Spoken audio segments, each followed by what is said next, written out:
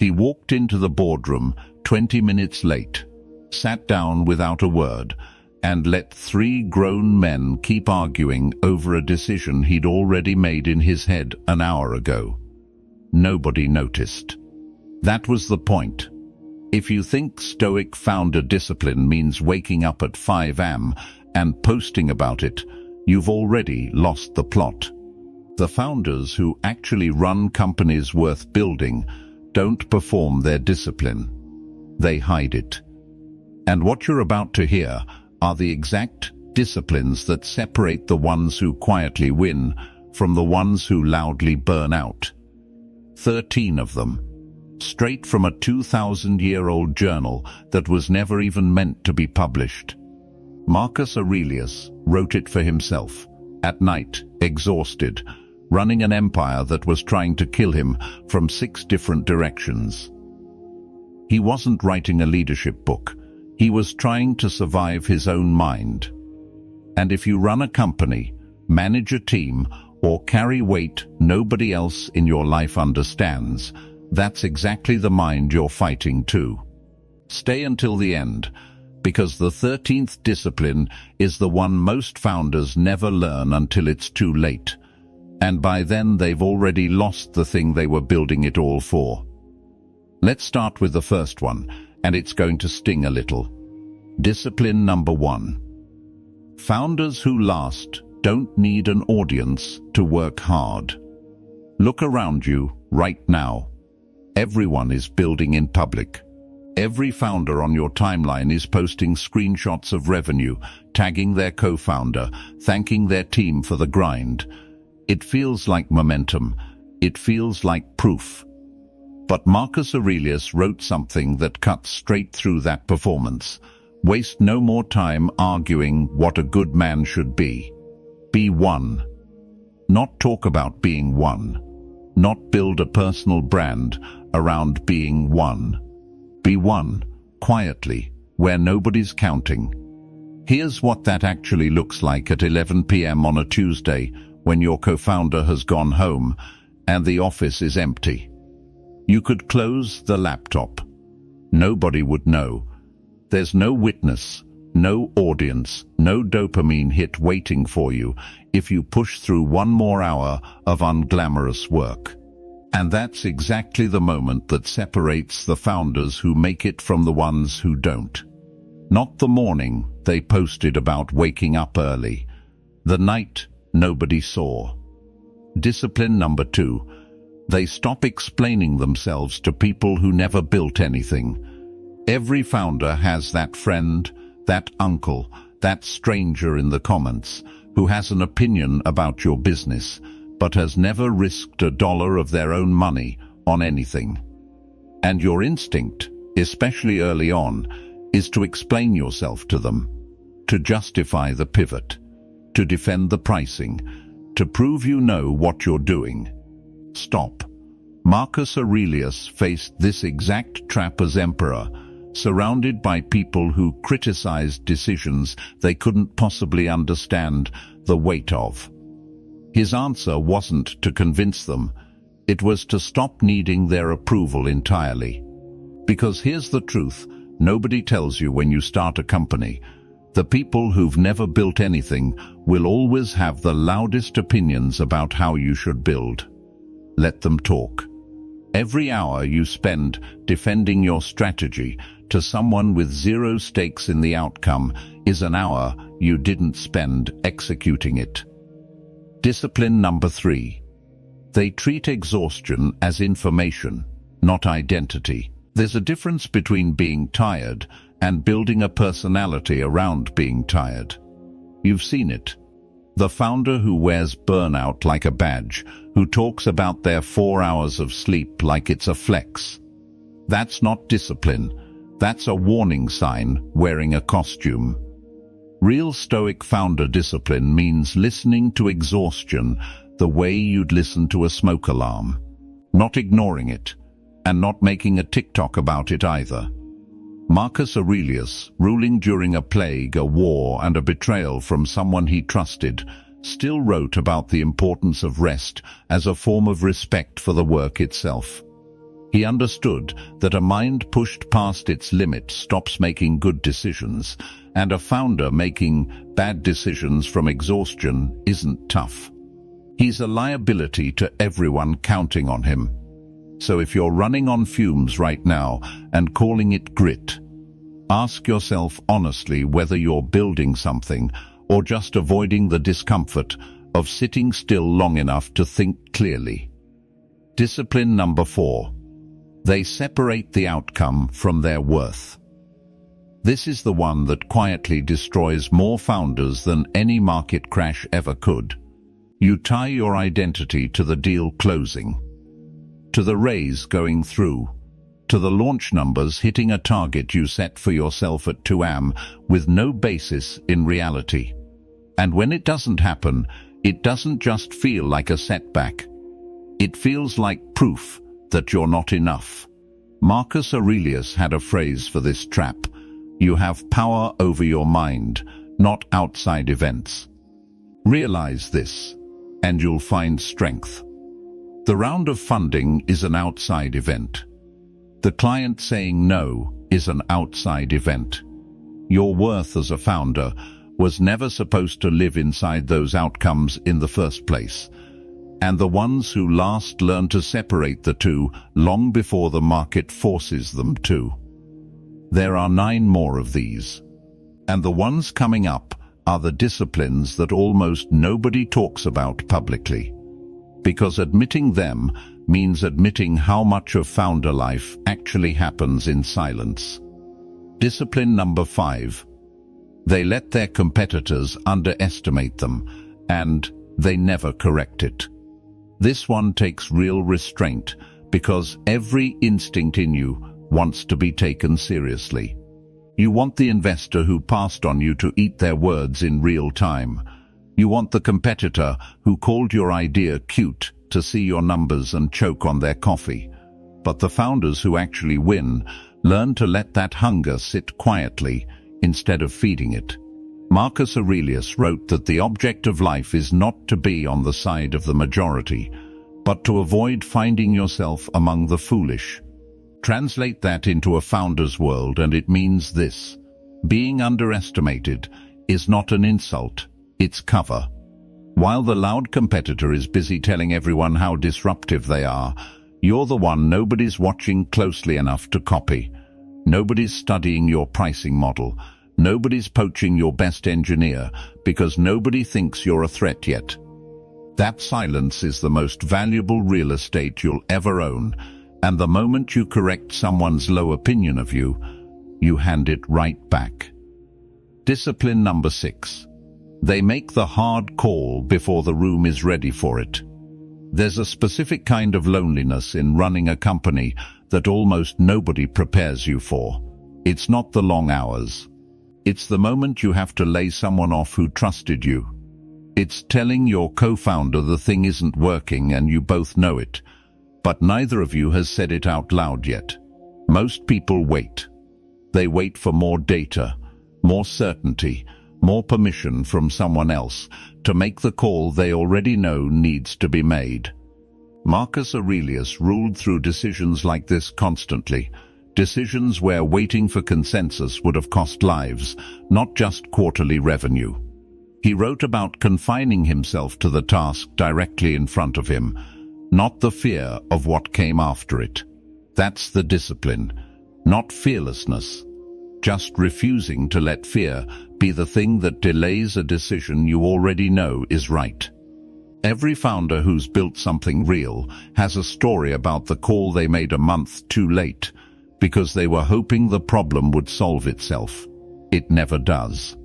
Discipline number 7. They stop mistaking movement for progress. You know this trap.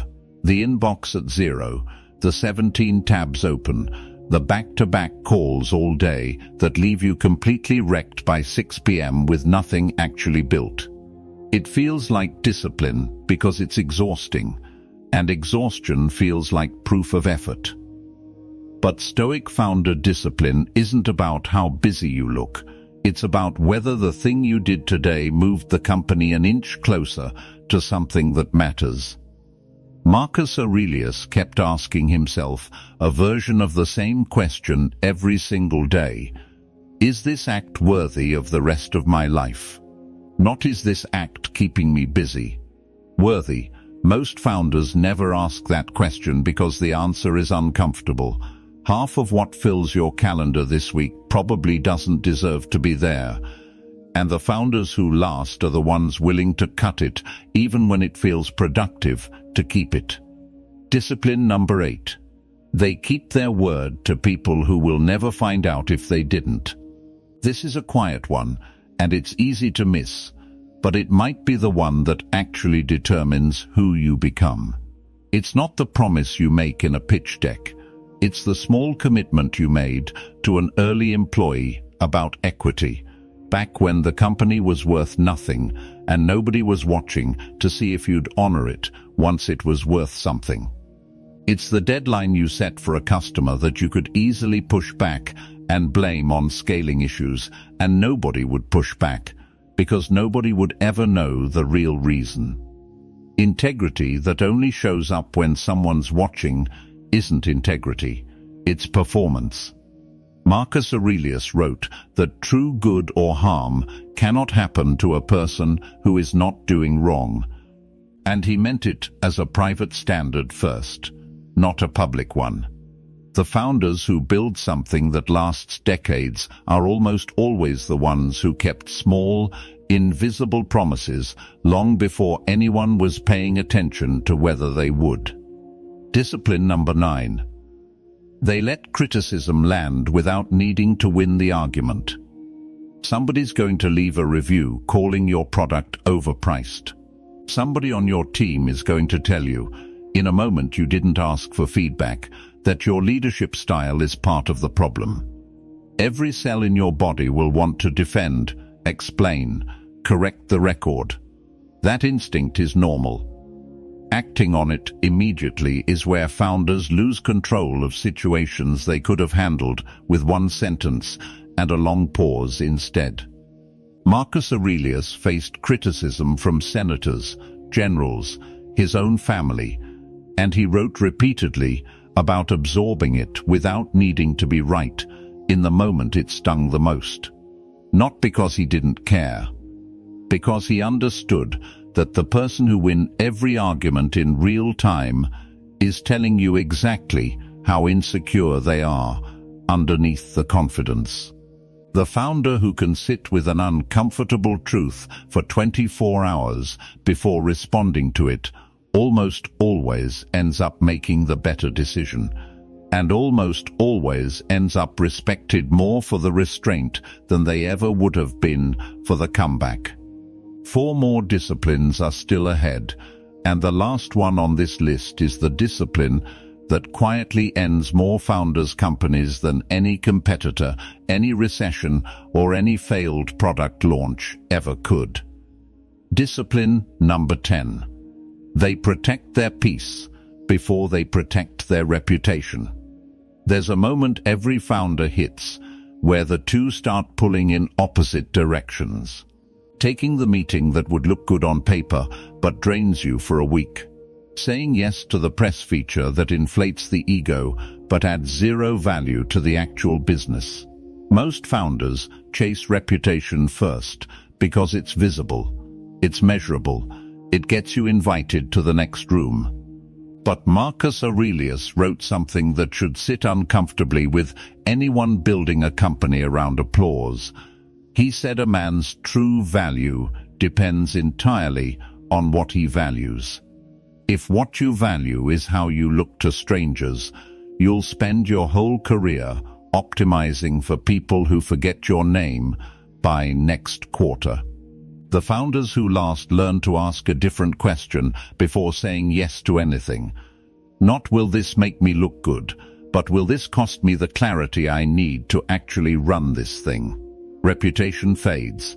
A scattered, depleted founder making decisions from a place of exhaustion doesn't just hurt himself. He hurts everyone whose paycheck depends on him thinking clearly. Discipline number 11. They stop needing the team to see how hard it is. There's a specific kind of pressure that comes from being the person everyone looks to for certainty, even on the days you have none. You want to tell someone. You want your team to know what it actually costs you to keep this thing alive. The calls you didn't sleep before. The number in the bank account that keeps you up at night. And sometimes sharing that is healthy, in the right room with the right person. But there's a difference between being honest with a trusted few and needing the whole team to witness your struggle so they'll validate how hard you're working. Marcus Aurelius carried the weight of an empire without demanding that his soldiers or his senate acknowledge how heavy that weight was. He wrote about doing what needed to be done, regardless of whether anyone recognized the difficulty of it. That's the discipline. Your team needs a steady hand, not a running commentary on your suffering. The moment leadership becomes about being seen struggling instead of quietly solving the problem, you've shifted the emotional labor of running the company onto the very people depending on you to carry it. Discipline number 12. They accept that most of what they're afraid of will never happen. Every founder has lain awake running the worst-case scenario. The investor pulling out. The key hire quitting the week before launch. The competitor announcing the exact feature you've been building in secret for 6 months. Your mind treats these fears like they're already happening, and it drains energy you needed for the actual work in front of you. Marcus Aurelius wrote that we suffer more in imagination than in reality, and if you've run a company for more than a year, you already know how true that is. The disaster you spent a sleepless week dreading almost never arrives in the shape you imagined it. And even when something does go wrong, it's rarely the catastrophic version your mind built at Thram. The discipline here isn't pretending the fear doesn't exist. It's refusing to let a scenario that hasn't happened yet steal the focus you need for the decision sitting in front of you right now. Discipline number 13. They know exactly what they're building this for, and they check it often. Here it is. The one that ends more companies than bad markets ever will, because it doesn't show up as a crisis. It shows up as a slow erosion. You start a company because you wanted freedom, or you wanted to build something that mattered, or you wanted to prove something to yourself. And somewhere around year 3, the company is running you instead. You've forgotten the reason. You're just moving from fire to fire, calling it ambition, when really you've lost the thread entirely. Marcus Aurelius asked himself constantly whether the life he was living matched the values he claimed to hold. Because he understood that power without that internal check turns a person into someone they never intended to become.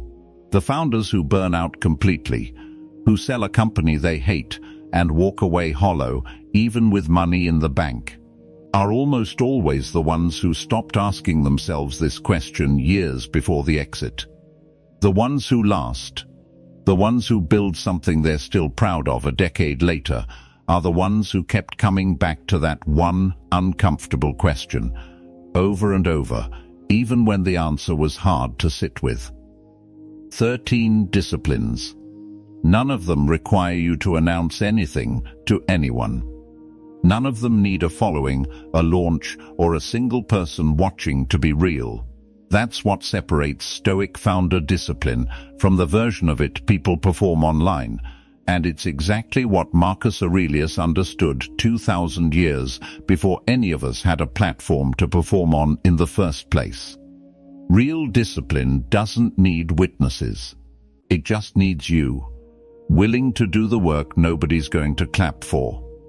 If even one of these 13 hit something you've been carrying quietly, that's not a coincidence. That's the work recognizing itself.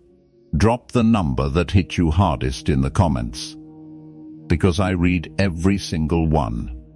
And if you want more of this, the kind of thinking that doesn't just motivate you for an afternoon, but actually changes how you run your company, Hit subscribe to Stoic Founder.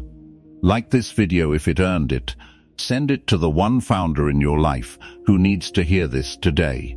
And I'll see you in the next one.